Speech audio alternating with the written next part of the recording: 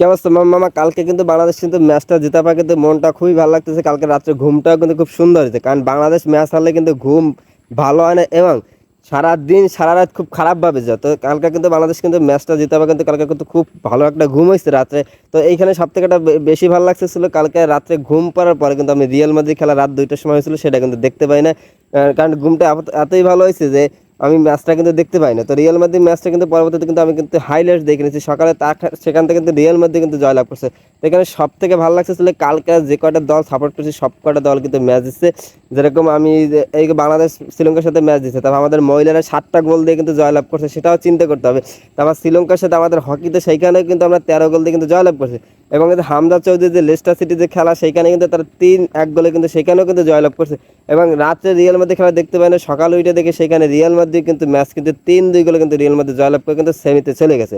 তো সব থেকে ভালো লাগছে যে লাইফে এইমাত্র প্রথমে মনে হচ্ছে যে যে না, যে কটা দল সাপোর্ট করছে সব কটা দল ভালো খেলছে এবং সব কটা দল জয়লাভ করছে।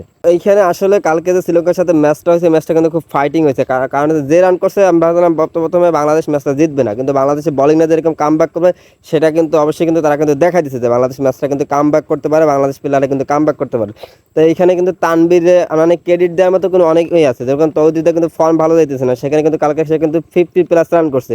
তো এখানে একটা প্লাস পয়েন্ট। তারপর আসলে যেখানে তানজিদ তামিম খেলতে পারে না সেখানে কিন্তু ইমন খেলে দিয়ে গেছে, এইটাও একটা প্লাস পয়েন্ট। এরপর ছিল তানভীর কিন্তু 5টা উইকেট এসে, এটা একটা প্লাস পয়েন্ট। এবং আমাদের স্প্রিং যে বলাররা তারা খুব সুন্দর বল করেছে, যেরকম শামীম হোসেন পাটোয়ারি, শামীমকে ধন্যবাদ দিতেই হবে, কারণ তার ইকোনমি কিন্তু 2-র ভিতরে, অর্থাৎ তার কিন্তু সে 9 ওভারে 1 উইকেট নিচ্ছে, তার ইকোনমি কিন্তু 2 করে 22 রান দিয়ে।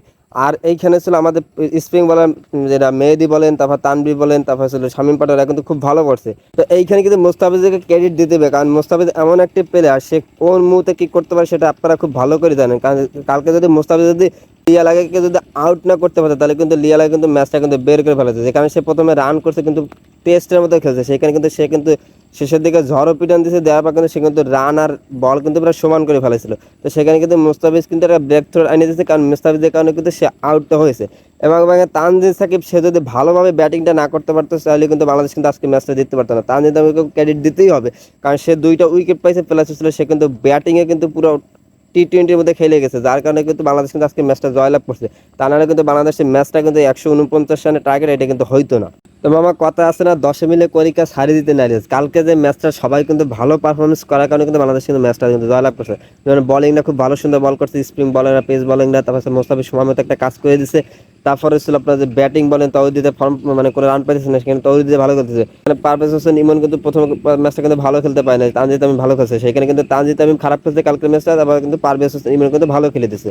তো এই জন্য বললাম যে 10 মিলে করিকা ছাড়ি দিতে নাই দেয়, সবাই মিলে যদি খেলে বা খেলার চেষ্টা করে তাহলে কিন্তু ম্যাচগুলো কিন্তু জেতা সম্ভব। তবে আমার সবাইকে বলবো দিন শেষে কিন্তু ওই বাংলাদেশটা কিন্তু আমাদের, আমরা যতই গালাগালি করি যতই করি না কেন, আমি সাধারণ একটা উদাহরণ দিই, যদি বাংলাদেশ যদি কালকের ম্যাচটা যদি হারিয়ে যেত তাহলে কিন্তু সিরিজটা কিন্তু শ্রীলঙ্কা কিন্তু জয়লাভ করতো। তারপরে কিন্তু বাংলাদেশের সবাই, বাংলাদেশের যত দর্শক আছে তারা কিন্তু তারপরে কিন্তু শেষের ম্যাচটা কিন্তু অবশ্যই কিন্তু টিভি পর্দায় বসে দেখতো। এর একমাত্র রিজন ছিল কারণ তারা এইদিকে চিন্তা করতো যে বাংলাদেশ হয়তো সে হাত থেকে বাঁচুক, বাংলাদেশ শেষ ম্যাচটা জিতে। তো এই জন্যই বলবো যারা ক্রিকেট দেখে তারা কিন্তু বাংলাদেশ দলকে গালাগালি করবে, খুব খারাপভাবে বাজে ব্যবহার করবে, তারপর দিন শেষে কিন্তু আবার কিন্তু ওই বাংলাদেশকে কিন্তু ভালোবাসবে। কারণ বাংলাদেশ যদি একটা ম্যাচ জিতে তাহলে আমাদের কাছে মনে হয় একটা ঈদের আনন্দ, কারণ একটা ঈদে যতটা আনন্দ হয় তার থেকে বেশি আনন্দ হয় মনে হয় বাংলাদেশ একটা ম্যাচ জিতলে। তো এইখানে সব থেকে একটা ভালো লাগতেছে যে বাংলাদেশ চেষ্টা করতেছে, বাংলাদেশ ম্যাচটা জয়লাভ করতেছে। আশা করি 8 তারিখে যে খেলাটা আছে সবাই সেই খেলাটাও দেখবেন, বাংলাদেশ ওই ম্যাচটা জিতে কিন্তু সিরিজটা কিন্তু জয়লাভ করবে।